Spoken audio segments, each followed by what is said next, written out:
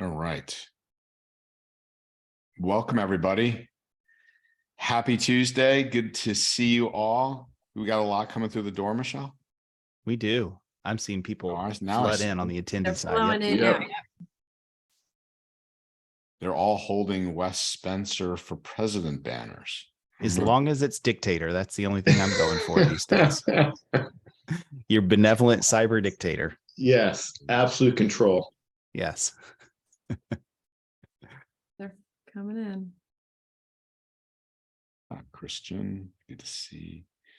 Hey, let's test the chat as well. It looks like Robert popped in. If you guys would say hi to us and let us know where you're connecting in from. Yeah, can you? Great point, Wes. Yeah, okay, good. We've got chat working. Can you also do a Q&A? Someone throw a question, see if Q&A is working as well. Welcome, everybody. Wow, we got people all over. Yeah, this is great. Q&A. No questions yet, but maybe someone can throw in there. Like, what'd you eat for breakfast? Anybody could throw in. Okay. What was the reason? How's the weather? Oh, perfect. Cold. Thanks, Robert. Why are we here? Awesome, Michael. What's the meaning of life, right? Fantastic.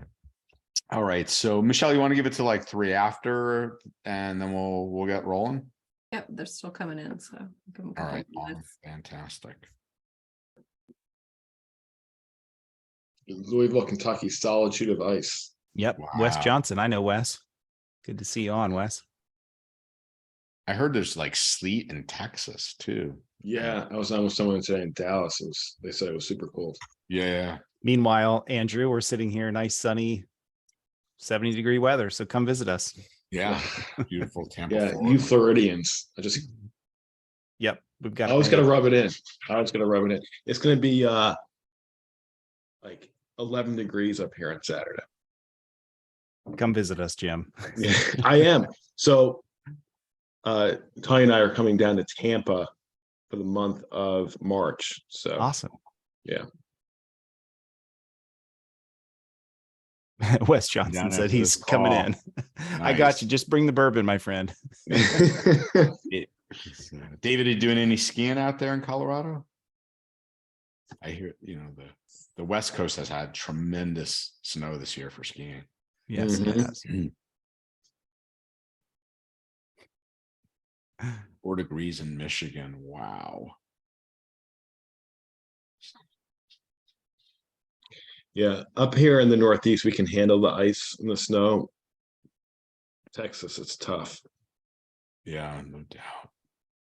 I got a FedEx notification about it this morning, specifically about Dallas being iced over. I don't think we have anything there though. So no. Were they saying delays, Michelle? Delays, yeah. Actually, our booth is coming from San Diego, so it may have, maybe delayed. All right. As long as we have it for right of boom, that's all that matters. That's right. The best cybersecurity show on the planet. Yes, indeed. Anyone here going right of boom? I want to see some yeses in chat. Yeah, yes, I'm going. Robert's going. Nick's going. All right. All right. Yeah, we just did our final walkthrough, so it's here, Wes, and it's Jim, here. I can't believe it. It's here. It's going to be so awesome. I'm looking forward to it. Well, Angie, you want to get started? Let's do it, Wes. So welcome, everybody. Andrew Morgan, I want to thank you all for joining us and taking time out of your day, wherever you are. And I know there's people from all over the country, some warmer than others. Joined today, and I'll introduce Wes and Jim momentarily, but just a few housekeeping things. I will be moderating and keeping an eye on both chat and Q&A. We just like, have you ever been to a cyber call? Anybody ever seen a cyber call out there? Just a yes or no. Keep the chat lively. But if you have a question, can you throw it into Q&A, please? Just so I don't miss it and I can interrupt Wes and Jim and bring it to their attention. I think that's the only housekeeping, other than people often ask, is it recorded? Yes, it is. It's being recorded already. Wes has got some slides. It's going to be interactive though, but Wes, let me ask you to bring up the deck. While you're doing that, I know you're going to introduce yourself, but Jim, thanks for co-hosting this from a SaaS Alerts perspective. Maybe introduce yourself first, and then we'll go to Wes. Yeah, Jim Lippie, CEO of SaaS Alerts. Just super excited to be in a webinar with Andrew Morgan and Wes Spencer. Mutual, my friend. And then we also have the lovely Michelle Katz, who heads up marketing. Michelle, thanks for doing this. We really appreciate it. Absolutely. Yeah. Okay. Wes, carrot and stick. Let's talk about you first. Sure. You, for those of people out there, we can push by me that may not know you. Yeah. So, hey, it's great to be with you guys. And yeah, shout out to SaaS Alerts. You guys are awesome. Thank you for giving us a minute to chat with you all. So I'm a cybersecurity guy. I always have been by trade. And I jumped into this cyber insurance thing because I saw this at my time at ConnectWise. I saw this cyber insurance thing really picking up steam, and boy, we've got to solve it. It's a real problem. MSPs, you've been caught in the middle of it for sure. And it's a tumultuous kind of ever-changing landscape. And so that's what we're going to be talking about. Have been in the cyberspace for quite some time. I was one of the co-founders at Perch, and love MSPs. So Andrew, it is great to be here, and thanks for moderating. Yeah, of course. All right, Wes, let's kick it off here. It's always an exciting topic, and one that MSPs, as you said, are in the crosshairs of right now. So. Yeah, let's do it. Okay. Maybe just quickly, I'm not here really to talk about Fifth Wall, but just so you understand who the heck we are and why I'm talking about this from Fifth Wall's perspective. What we do is we're pretty much the biggest cyber insurance distributor. And so when you look at the insurance marketplace, you have agents at the bottom. You know, agents are who you talk to, go get a policy, whether it's cyber or any other kind of policy that's out there. And then they usually access the market through brokers, and then brokers access the market through distributors, which is where we are. And we have direct access to carriers. So we kind of sit right there at the top of that food chain and work with, you name the carrier. We work with about 42, 43 carriers. So we have global access. We talk to them all the time. We know this world. And the reason we're here today is because you as an MSP, like I said, have been caught in the middle of this. And so we work with MSPs, and we're helping them solve these problems, working with them and their clients. And we get to be the bad guy that enters into the room. Andrew, how often have you heard from people, from MSPs saying things like, man, this insurance thing is crazy, and my clients are trying to solve for it. And, what's going on here? I've been caught in the middle. You're hearing that a lot as well, right? Yeah, caught in the middle in a lot of ways, Wes. Number one, and I'm going to ask Michelle, we're going to try and figure out a poll here momentarily, but certainly number one, and often not talked about, is how they're actually answering things for their customers. Should they be involved? Should they not be involved? Yeah. Who should actually be, saying what on the insurance application? Because we know firsthand, Wes, and we've talked about this often on our webinars and the cyber call, we have the traveler's case where, we have an active case where we have a denial of a claim, we, pay out, but now, looking for clawback, where an MSP is involved. It has to do with VPN. So I think the crosshairs are, what should I do? Am I covered? Right? A big piece of this is, does my MSA protect me? We've talked about that. We've had cyber calls on that. But by and large, it's a very fast-paced changing, even though insurance is slow, it's fast-paced in the sense of your customers want help, and but you need to be, aligned in terms of protecting yourself to do that properly, and know what's in scope and out of scope for you. I think that would be how I would sum it up, Wes, real quick. Other than that, I would say the controls have gone from 5 questions, as we know, in a heartbeat, to 8, 9, 10 pages, and increasing rapidly. Yep, that's exactly right. That's exactly right. I'm going to skip by this right here. So when we talk about insurance, especially when we talk about cyber insurance, there's definitely a lot of confusion that exists. It even exists with agents where they don't fully understand what's happening here, right? And so when we talk about a good cyber policy, what we're really talking about is a comprehensive, dedicated, standalone cyber insurance policy. And it covers all of these things that are in here. And one thing that I've learned through my years is that people, a lot of times end users, clients, the end users of your clients, they just are not prepared for this. And they don't understand that a breach can cost what it does today. And a little bit, we'll jump into that, but they're not ready for this. They've never really thought through, if you ask them, oh yeah, ransomware, probably just pay 10K, maybe 50K, and get all my files back and I'm off to the races. They don't think about it beyond that. Or business email compromise. Come on, no one's going to hit we're talking about logging into my bank account and sending a fraudulent wire. That'll never happen, right? My bank's got my back. They'll never, that's no problem, right? They think that.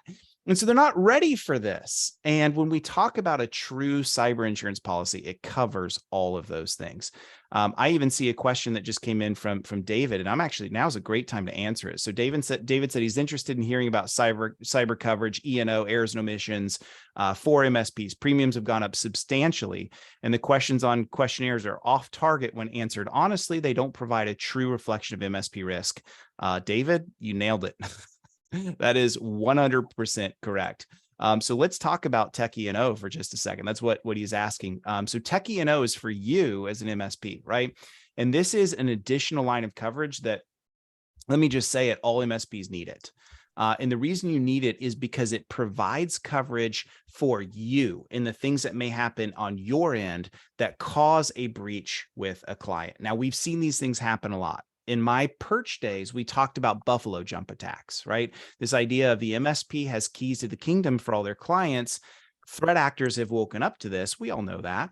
And what are they doing? They're going after you as an MSP to get after your clients, because they realize in one fell swoop, if I can get access to your RMM, guess what? I now have access to all of your clients. It's far more effective as an attack. And so Tech E&O covers the things that happen on your end, the liability that comes from you. Now, here's the problem. This goes back to David's question. There are only 6 carriers anymore that even offer Tech E&O for MSPs. Isn't that wild? We have seen so many attacks against MSPs that many carriers have just said, we are done. Cyber Joe, if anyone follows him on YouTube and on Reddit, he talks a lot about what's happened here. He's done he's shown a bunch of these carriers, like Hiscox as an example, is just pulled out. They said, if you're an MSP, we're done. We're not talking to you.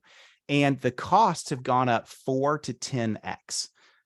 I was on with an MSP just the other day that said, I got a Tech E&O policy. It would cost me $10,000. And I thought that was high because I was paying $4,000 the year before. And I said, brother, keep that policy. I'm like, that's a good deal this day and age. And so we're going to talk about why the costs are just blowing up. Yeah, one other person says 15,000 for them, right? The costs are going up, up, up, up. And here's the problem, David, this goes to your point, is that the carriers treat all MSPs as the same. You're all identical in their eyes. You're commodity in their eyes. So one MSP to them is like unto another. And so when MSPs as a broad whole present a bad risk to carriers, they lump you all in the same. And this is a problem. There are very few that are out there that actually understand MSPs well and can determine a good insurable risk versus a bad one. One that I'll call out that does a great job of it is TechRug. I'm a huge fan of what TechRug does. They're really, really good at assessing good MSPs. So this is a big problem. And we'll talk as we jump into this more about this problem and how we're going to solve it. But Jim, I wanted to flip to you for a minute, if I could. Are you seeing a lot of the same stuff and just in your conversations with MSPs around this, around insurance?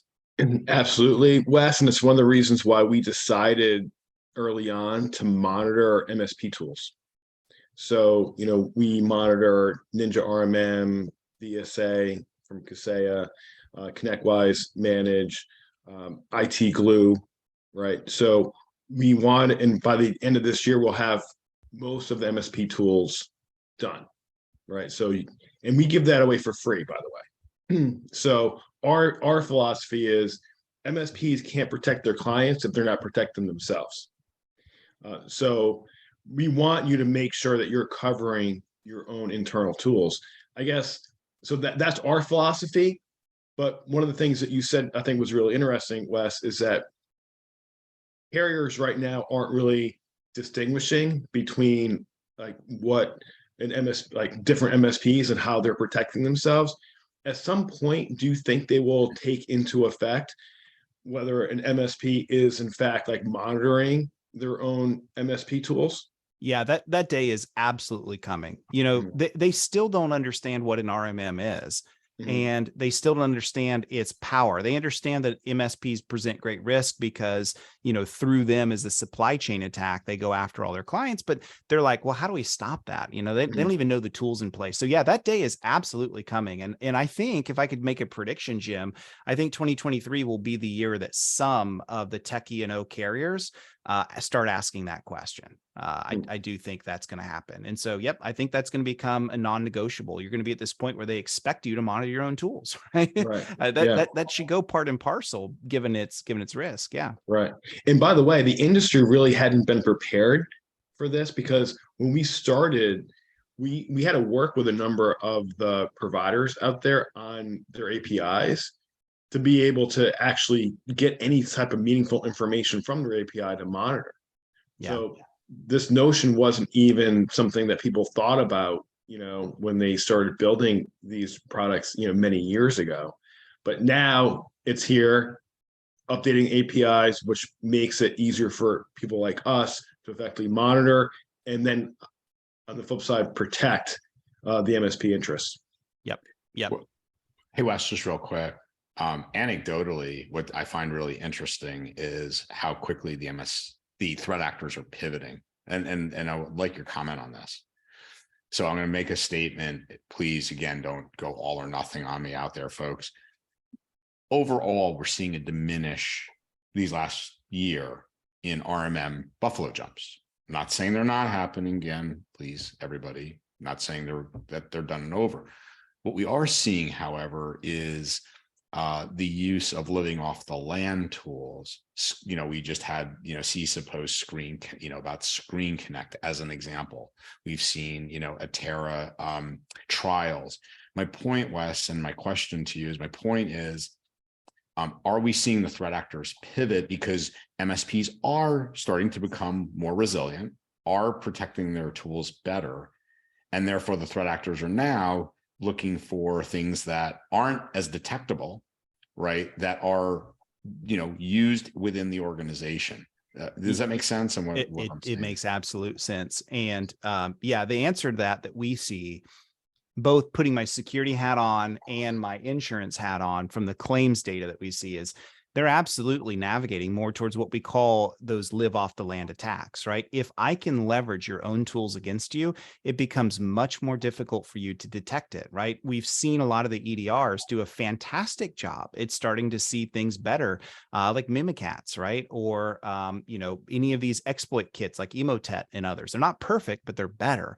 And so what happens in a world in which I just use PowerShell against you and I stick to PowerShell only? That becomes difficult. And this, Andrew, actually comes back to CIS controls 1 and 2, knowing your inventories. And if you know your inventories and you have a way to monitor those inventories, this goes, Jim, back to your point of even the RMM as a natural tool, then you can start to say things like, what in the world was Screen Connect installed on this computer for? That's weird, right? That should be a red alarm bell. Even though Screen Connect is not malicious in and of itself, its use of it could absolutely be malicious, right? You put a knife in my hand, I can chop a great set of food with it, or I could do some really bad things with it.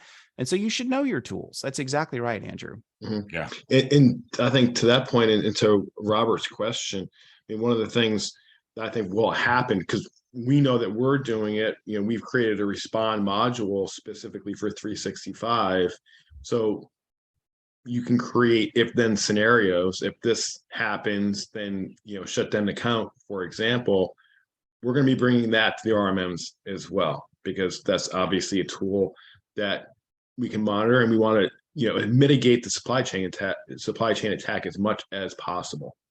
Because Robert mentioned in his chat was like, okay, great, monitoring is one thing, but not being told when they're compromised for months isn't going to hack it either, right? So that's something that I think as an industry we need to be able to get to. Yep, that's big, Jim. I mean, we're going to see on the carrier side, we're going to see them start to get to that direction of like, do you have any automation here when you have a potential incident, even an alert that results in an automatic response? And I also think from the security side of the house, we're going to continue to see this idea. I remember in my early perch days, Jim, we would talk about, could we potentially go flip something off? And, that seems like an alert was caused. We saw it at 3 a.m. We haven't heard back from the MSP. Could we isolate that host? And back then, the fear was, no, we could never do that. We'd be chewed out by the MSP.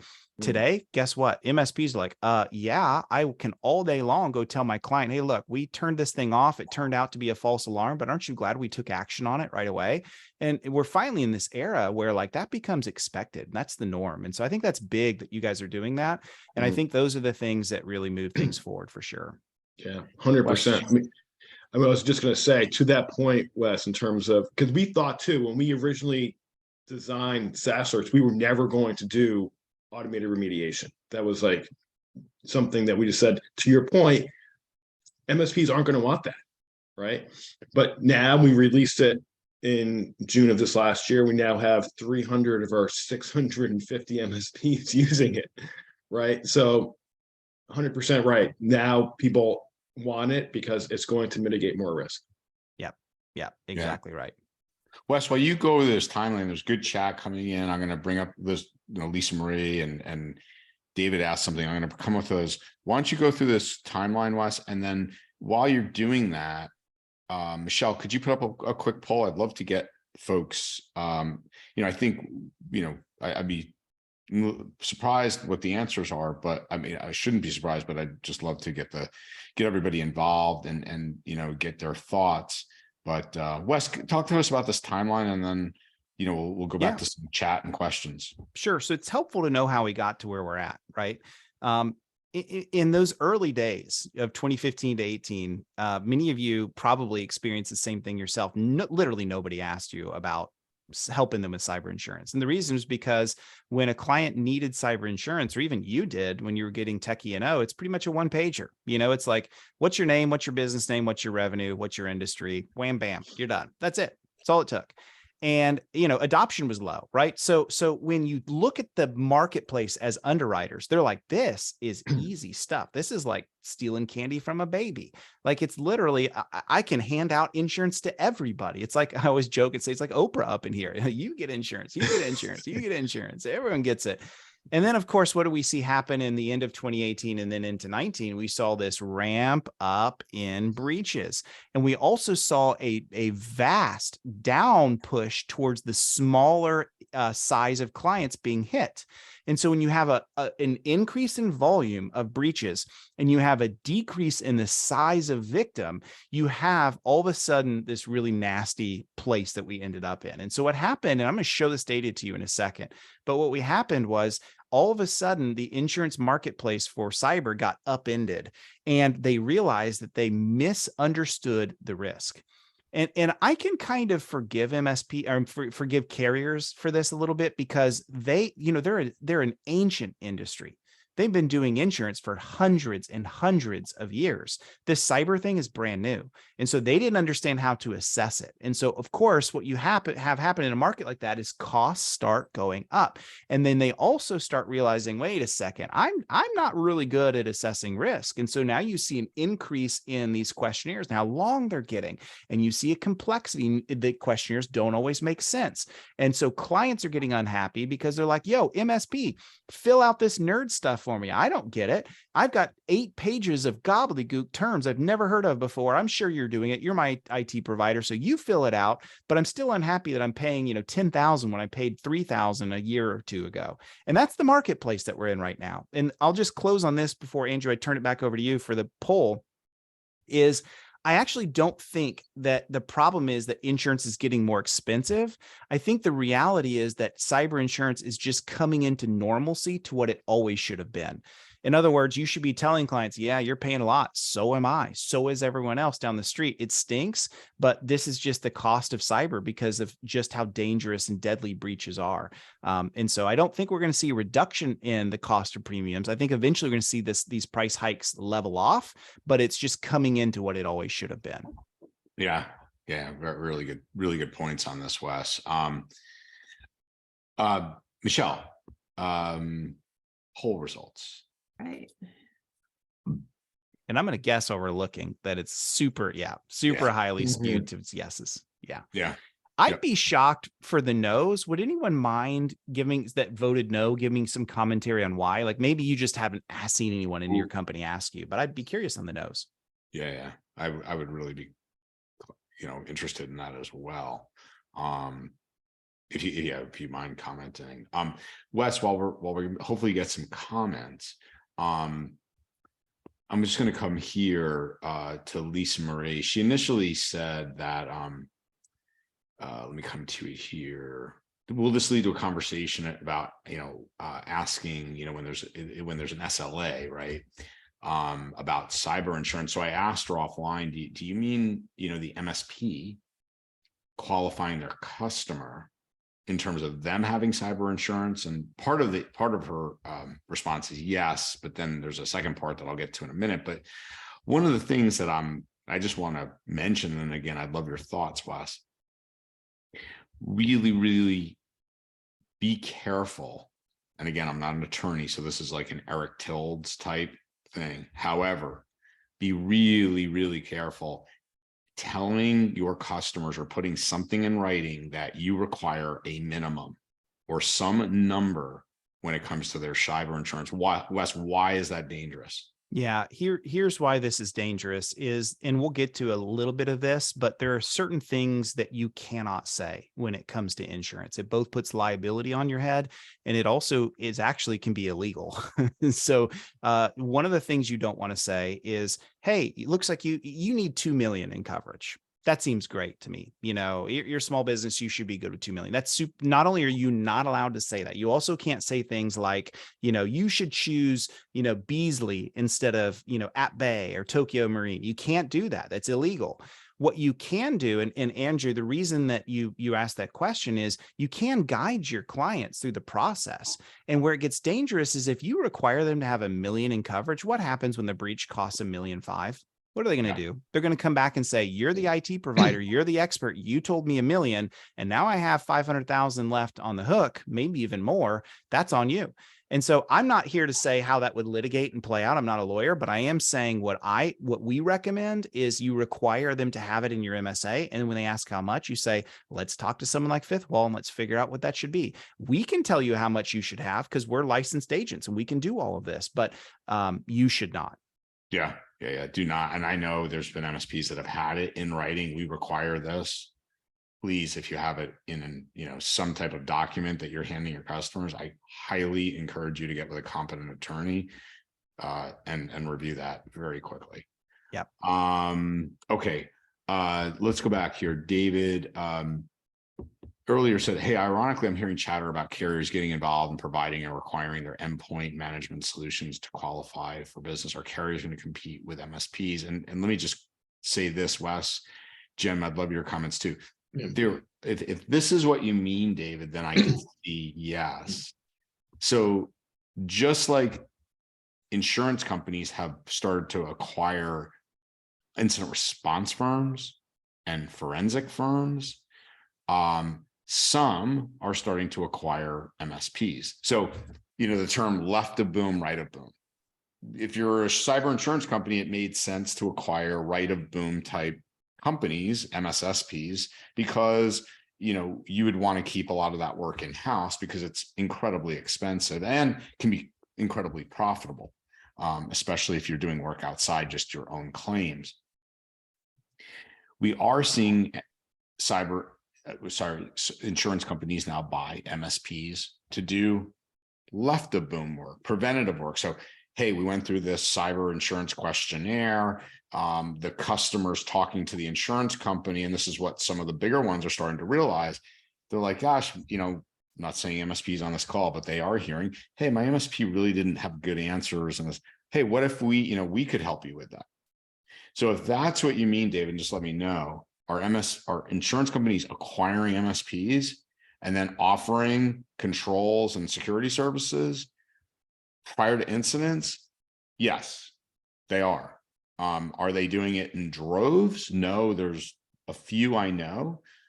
But again, this is why, we have to continually raise our bar as MSPs. Jim, any thoughts on that before we go to Wes?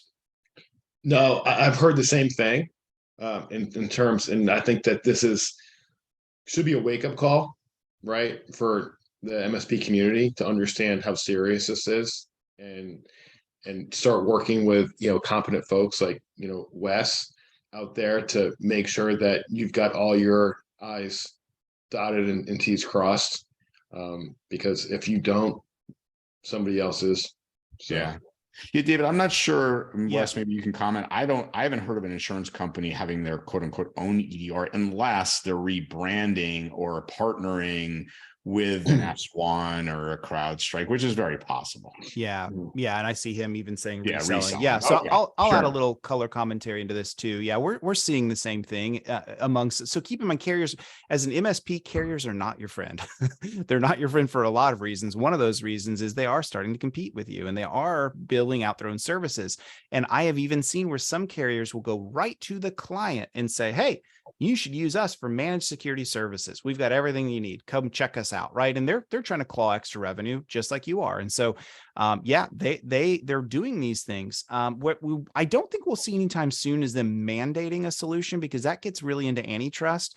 But what you're absolutely seeing, David, and you're hitting the nail on the head here, is that they are starting to discount on these certain things and saying if you're using our tool, or our resold tool, then you'll get this discount, and they're making money on the back end of that in many cases. And so I both think that's a little unethical and a little shady. There's nothing wrong with saying, look, if you're using SaaS Alerts, because we know it does this, this, and this, and it's that valuable, we're going to offer a discount. This is normal. Those are normal things you should do. But sort of mandating a solution or something that you're reselling, that you're making some money on the back end through referrals and things like that is really sketchy, in my opinion. What it ought to be like is, when you pop in the drive safe and save kind of thing in your windshield when you drive, and it gives you discounts based on how good you drive, that's how we should operate. We should say, if this tool has been proven to be, or this control or this process, it doesn't even have to be a vendor, is shown to reduce security risk, you should be rewarded for that. And that's the future we need to get towards. And unfortunately, not all the carriers are doing a good job of that. So it's a really good question. Yeah. And Wes, since you alluded to something, would you mind just teasing, how we're going to be working together, in the coming months? Yeah. So one of the things we're working towards is, from our perspective in insurance, one of the most costly attacks that we see is business email compromise, right? And we all know these things can cost anywhere from $100K all the way up to $1 million. And they usually skew higher. In fact, the average damage cost is higher with business email compromise than it is ransomware, believe it or not.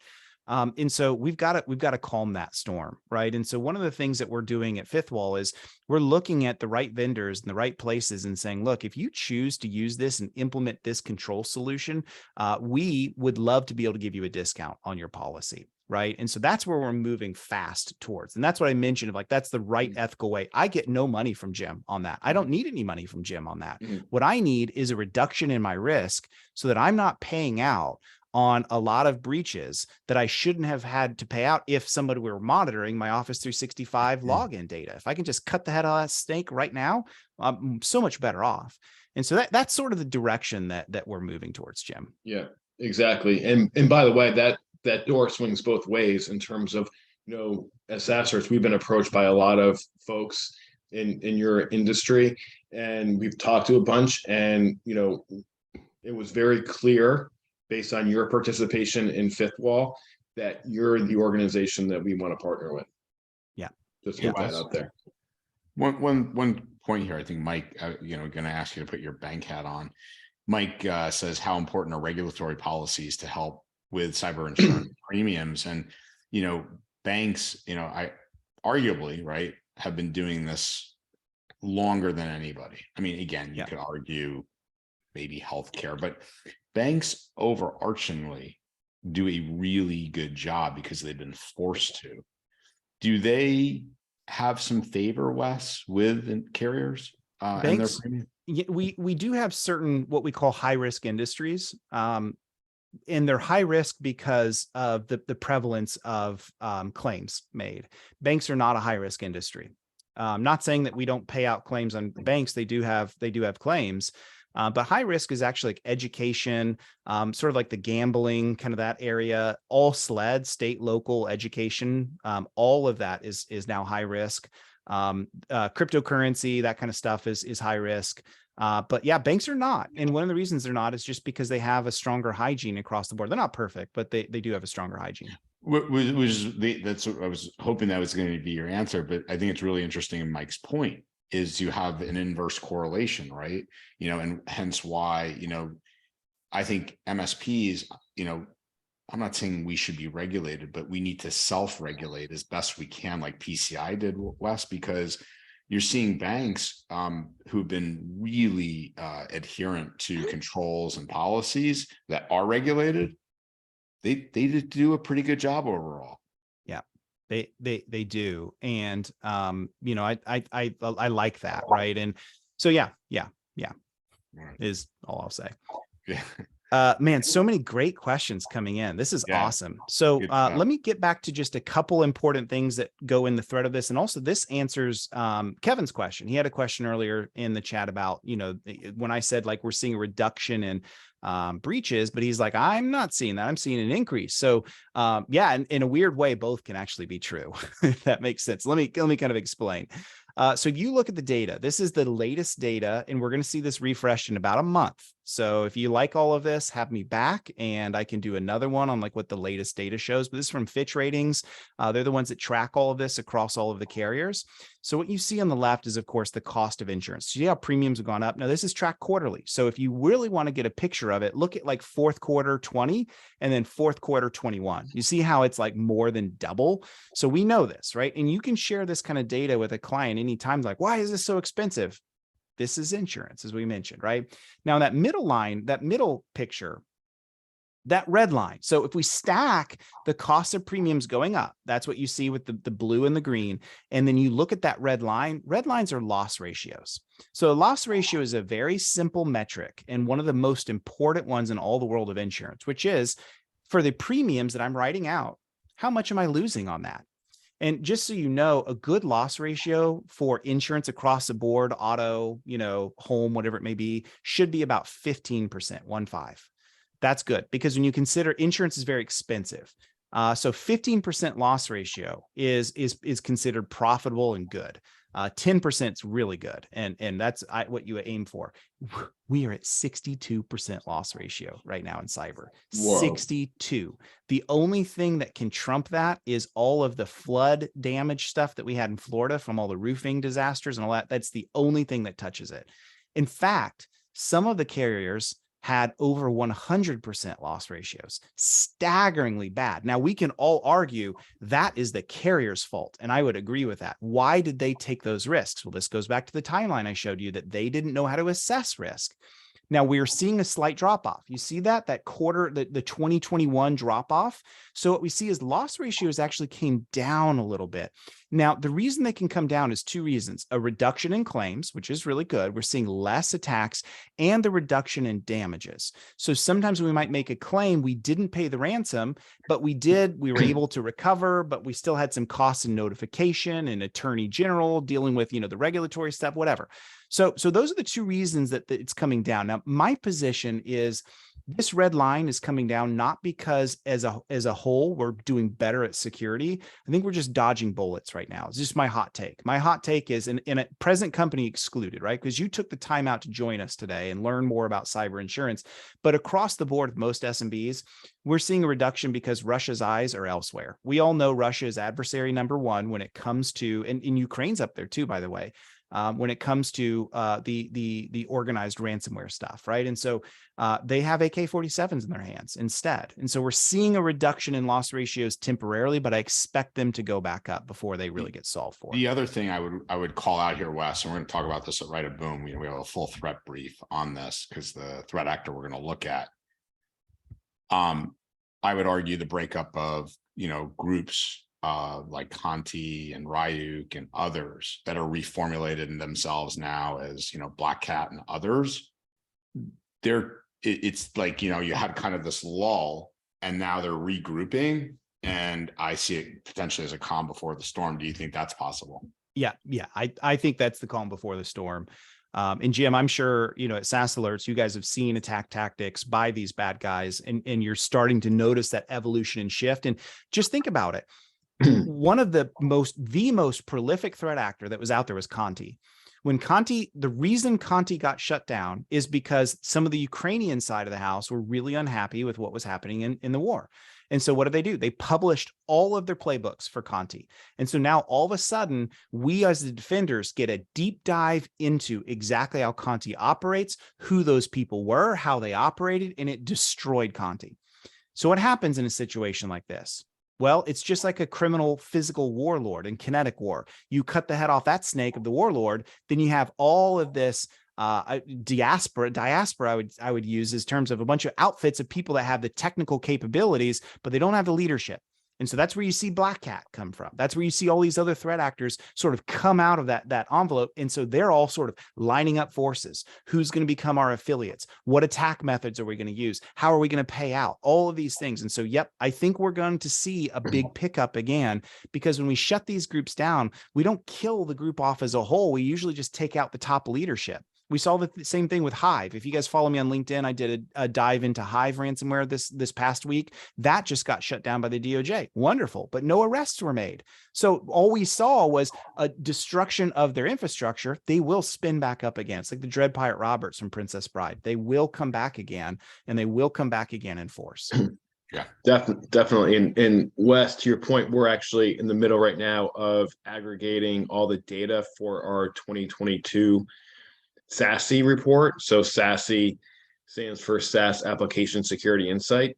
And what it is an aggregation of the data from our platform for everything that we saw from a threat perspective in 2022. And we'll have that the first week in March for everyone to have this data to be able to show their customers.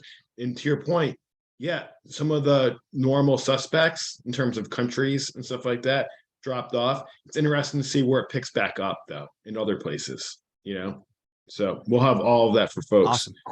Coming up in about 6 weeks. Love it. Can't wait to see it. So Wes, I got a question as we drive forward here. You're seeing things like privileged access management, right? I'm just picking out of control. That has become a hot topic for all insurance questionnaires, and we're seeing just this precipitous drive for that control, right?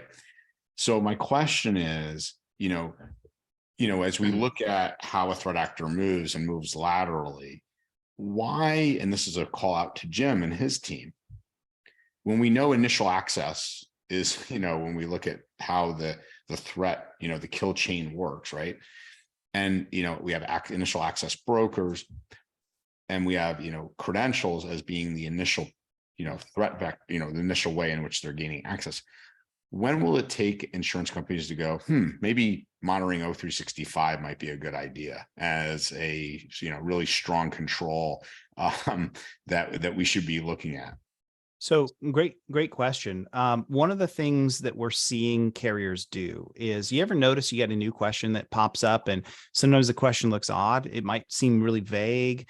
Many of the questions, in fact, most of the questions that go into most insurance questionnaires are data gathering questions. So what they're doing is they're trying to assess and they're trying to figure these things out. And so if you say no to something, in some cases, you're not going to be denied coverage. They're just trying to say, in the forensic aftermath of all of these claims that we have, what's the commonalities, and so they're starting to say, we're seeing a lot of commonalities here in this Office 365 stuff. Let's pop a question in for this year on, are you monitoring your Office 365 account logins? If you say no, they're okay with it in some cases, but then they notice enough of this to say, now it's mandatory. Here's the catch though, is they don't tell you which ones are mandatory and which ones are not. And that's kind of frustrating.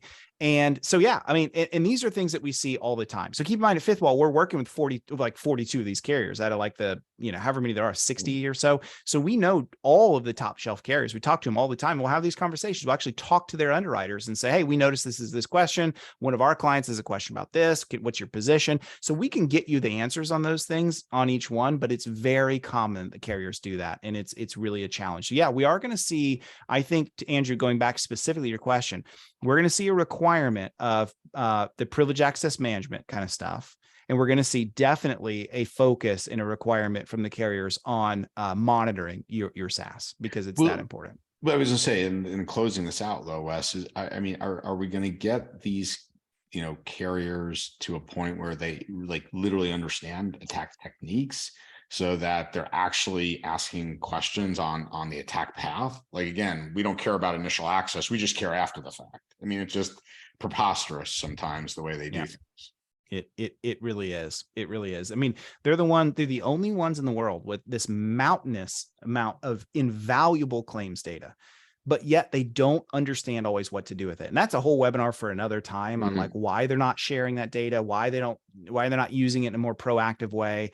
That day will come in the future, but we're not quite there yet. I want to do 2 call outs. One, Truman said, that's how insurance companies remain profitable, set things up so they don't pay claims. That's right. It's exactly right. They're in it for profit. And we can actually leverage that. That's a good thing that you can leverage when these new requirements come in, or even the recommendations come in. You should leverage this, because all of a sudden I get to be the bad guy and you get to be the savior. You get to be the hero. You get to be the one that says, look, don't shoot the messenger, but insurance requires this. That's why it's that important. The client goes, okay, fine, I'll do it. Right. They may not be excited, but they'll do it because big bad insurance told them. So that's exactly right. And before I get to this news, I wanted to cover, Net had an awesome question. So Net, I just met Net a couple of weeks ago. She is one of the most amazing VCIOs. Really enjoyed my conversation. That she's super sharp. Should the insurance carriers offer a discount for compliance to a framework, maybe something like Trustmark? Great question. Here's where I think this is going to go. Eventually, yes. But the problem, we just talked about this on the cyber call yesterday, is that let's say you're fully aligned on CIS controls, right? You went all the way through IG1 and IG2. The carriers are going to say, well, that's great that you say that, but how do I know that you did it? How do I attest to it? Because I have to be the one to take the risk on it. So that's why I think like what Trustmark is doing with an audited pathway is awesome. Because I think eventually you will see carriers say, he said sometimes he gets messed up with Zoom. So did I lose it? We got your back, Wes. You got me back? We got you back. Okay, sorry about that. I actually had him the whole time. Oh, did you? Yep. Okay. Who knows? Okay, so you didn't lose anything, Jim? I did not. Okay. Okay, Jim. Maybe Hopefully it's my side. Okay. Okay, Bob said we had him the whole time. Okay, cool. Yep. So anyway, yeah, I think I would love to see carriers go that direction, but I think they're going to need 2 things out of that, Net. One is they're going to need, how do we attest it? How do we know it? And that's where Trustmark could be a great solution to that. And then 2, they just have to get familiar with the frameworks and know why they're really, really good. So yeah, great question, Net. Really, really insightful question. All right, let me jump to 2 news articles that I think are helpful. Many of you have seen this one where Travelers wants out of paying a claim because MFA was misrepresented. A lot of times there's folks that I will hear this. It's kind of a, definitely a misnomer that people believe is, I'll hear people say, yeah, insurance is terrible. Carriers, they're never going to pay. They're going to find a way out of it. Where that rumor sometimes comes from is 9 times out of 10, when those kind of things spin up, it's because there was a misunderstanding and this kind of stuff happens. So here's an example where the client said in their questionnaire that they had MFA rolled out and in the aftermath of the breach, they did not. I can't blame Travelers in a situation like this, right? It makes total sense. Why should they pay when you misrepresented, you lied, right? And so these are the kind of things you got to be careful about. And the lessons learned out of this is that know what your policy is requiring from you and make sure you adhere to that. If you adhere to that, the difficulty of the carrier pulling out of that claim is very, very difficult. We have this thing called proximity. There's a term for this that we talk about in the insurance circles. Basically, the courts tend to rule is towards you as the insured and rule against the insurer, because in most cases, the courts say, you know what, you're the one that wrote the policy, Mr. Carrier. You are the one that know it really well. The client doesn't know it. So in cases of confusion in a lawsuit, most of the time courts side with you and not the carrier because the carrier knows it better. So I just say this to say the way you can make sure that you stay safe on these kinds of things are do what that you said that you were doing.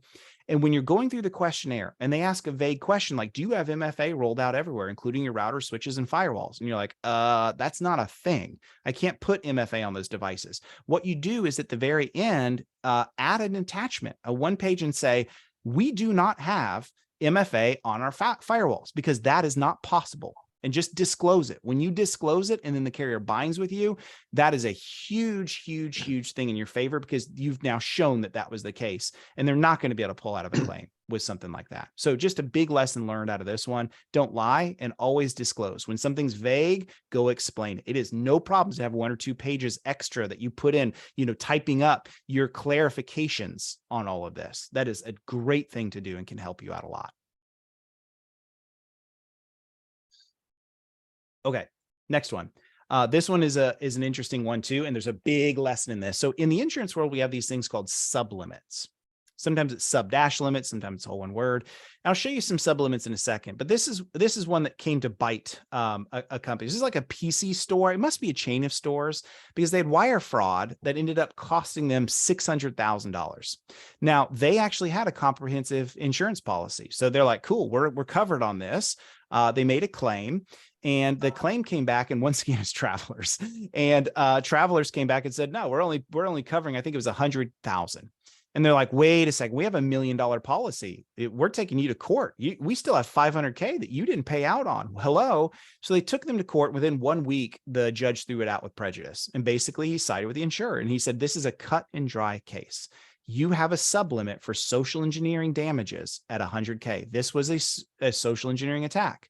So the insurance company is doing exactly what they said that they would do. You have no case here. And he threw it out. And so what happens in cases like this is, I can't tell you how many times we talk to clients and they have never looked at their sublimits. They've never looked at them, and they have no idea that you got a great $1 million policy from whoever the carrier is, but you didn't assess your sublimits and you didn't say, is this good for my risk and complexity? So I'll show you what those sublimits are here in a second, but this is a huge takeaway, is make sure you look at your own sublimits and you're aware of what they are. And if you're not comfortable with them, if you guys, if you have 100K and a sublimit for social engineering and a business email compromise costs $600K like in this, are you okay with having 500K exposure? Probably not. So go check those things out. Wes, another Wes says about, data questionnaires and ambiguous questions may not be clear. Is this, is this on the business stakeholder? Do you get back to the agent and clarify? One thing that we did on that cyber call where we had Eric Tilds on and, an MSP, regarding this kind of thing specifically, Wes Johnson, is do not guess.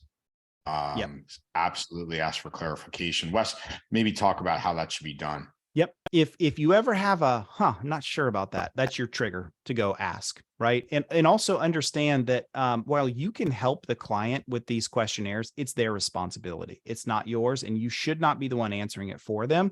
So the motion should be this: I'll get to the question, but the motion should be, hey, MSP, fill out this nerd stuff I don't understand. Your answer is, great, let's do that. Can we meet tomorrow at 3 p.m. or whatever it is? Let's get together. Let's get through that thing. And you should be excited about it, because it gives the opportunity to cross-sell against all the things they're not doing. But it's their responsibility to answer these things. Now, a question comes up and it's vague, like you're saying here, Wes, and you're like, I don't know how to handle that one. Then that's when you got to go ask the agent. And the problem is that a lot of times agents don't know cyber at all. They really don't get it. They don't know it. They're like, I have no idea what you're talking about. That's where we can help at Fifth Wall, right? We'll jump in. We know them. We know cyber. Cyber is all we do. So we can help you answer all of those questions. And if we don't know the answer, we'll go directly to the carrier and get that answer. But yes, never assume. Never guess, always clarify, always ask more questions when you need to, and make sure the client directs and goes through this, not you. You're just you're the supporting arm to help them answer all of this. Awesome. All right, I'm going to skip by a couple things because we have so many good questions, but just a few more things I wanted to get into. And you guys are asking great questions, so keep them going, but we only have a few minutes left. So assume breach mentality. We've been talking about this forever. Never could this be more important than insurance, right? These discussions, you really got to be teaching your clients. It's not a question of if, it's a question of when something happens. And so when you get into a question, or you get into that kind of phraseology, it helps them understand, well, when that happens, what am I going to do about it? And this is where, when it comes to security in insurance, it's become so important. Andrew? No. Oh, okay. I thought you were going to say something. So even if you take the cybersecurity framework, insurance is not mentioned in the CSF, But where insurance comes in is in the response and the recovery. These are the areas right of boom that become really, really, really expensive. And so you should be talking to clients about this. Like, hey, look, is your MSP left of boom? This is why I have a lot of awesome controls, because we want to reduce the chance of this happening and also reduce the blast radius, the damage. But at some point, assume breach mentality, it's going to happen. And so we need to make sure that you have coverage and we have coverage in those events. And a lot of times clients just don't understand these. We can make these slides available.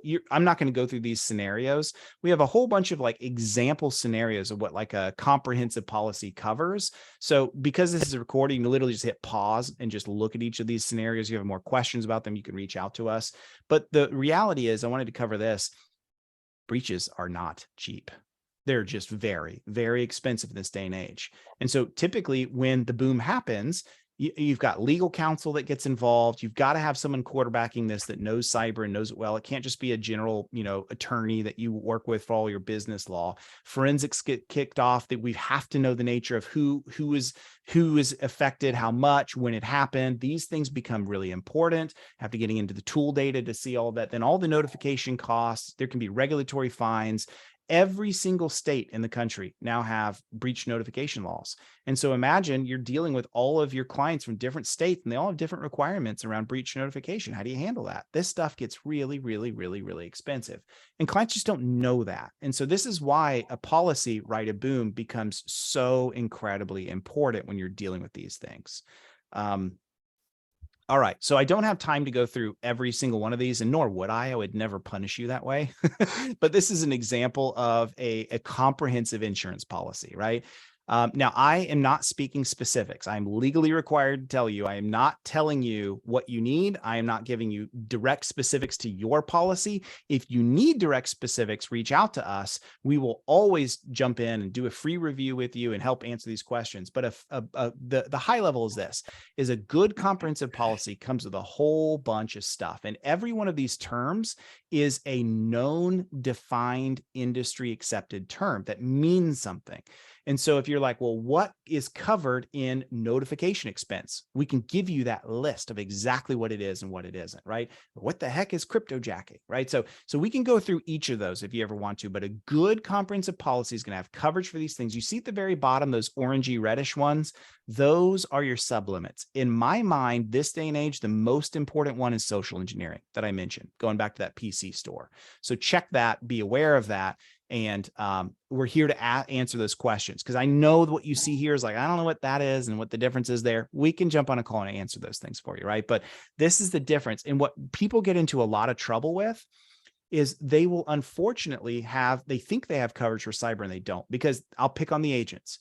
Not all agents, but some agents don't understand this. And it's like, oh, you need cyber? Cool. We're just going to attach a warranty under your general liability and you're good to go. Those things are not made to cover a true cyber event. You might have 50, 100K of coverage, but many times they'll never pay out because they're not designed to, versus a true standalone comprehensive cyber policy that's designed for these things. And so here's my kind of rule of thumb. If I ask a client, hey, do you have a cyber policy? And they're like, yeah, I don't know. Maybe they don't. They don't, because they would know, because it's A, expensive. Well, I shouldn't even say expensive. It costs what it costs these days. And B, they've had to go through a more rigorous process to get it. So this is what I would just say there. And then the last thing I'm going to cover, and we got a few minutes for questions, is, and this is your greatest advantage. They are not in the business, like we mentioned, for doing this for free. What that means is they have requirements. And so what we've done is we've taken all of the 43 carriers we work with, and we've distilled down all of the requirements and pushed this into like one overarching kind of thing. And this is it. These are the 5 controls that currently you must have in place to be eligible for cyber insurance. Now, I'm not saying they're the best. There are many that are missing, but these are the main 5. I'm not going to describe them to you because you're all smart people. You know what these tools are, but these are the 5. And so what this means for you is when you're helping a client get through insurance, you now have the ability to cross-sell these 5 things, which is awesome. We're seeing so many MSPs be building really great revenue by being the don't shoot the messenger. You got to have this stuff. And as you increase, if you need more than $1 million, maybe you need 2 million, 3 million, 5 million, the number of these requirements goes up, up, up. They're going to require more and more and more things. And so you as an MSP are the navigator. You're helping them through this journey, and you're helping them understand those are the things that you need to have in place. So I'm going to stop there, Andrew and Jim, and make sure we leave a minute or two for questions, but we'll get these slides to you if you'd like to see anything as well on the rest of this. Yeah, Wes, that was awesome. But one thing I do want to mention, Jim, is the SASE MSP call on Thursday at 1 p.m. And this week, we're really going to be getting into what we call commercial insights. If you've ever read the book, The Challenger Sale, I highly encourage you to. But some of the things, Wes, you mentioned there at the end that we're going to be really talking about is how to develop, basically some kind of statement that you're educating your customer on something they don't know. The best salespeople are the ones that lead and provide insights, and the ones that you've just literally shared, which are right of boom, instead of doing it around, hey, the cost of breaches is all this money and provide FUD. You can, create statements around risk to revenue, create statements around breach notification, create statements around, hey, we find that companies that have these type of incident response plans and have walked through them and have breach counsels in place are often 6 times more resilient. How are you doing here, here, and here? So Jim, we're going to be doing a lot around that on Thursday's call. We invite everybody to, join us for that as well. Because the MSPs that are in that each week, Jim, are going to have some homework coming at them it's not going to be a one-way show this week. Exactly right. It's a great call that Andrew does every single week with us. He moderates the call, and it's a lot of really great content. Jonathan put the link up there for people that want to join that aren't familiar with it. Awesome.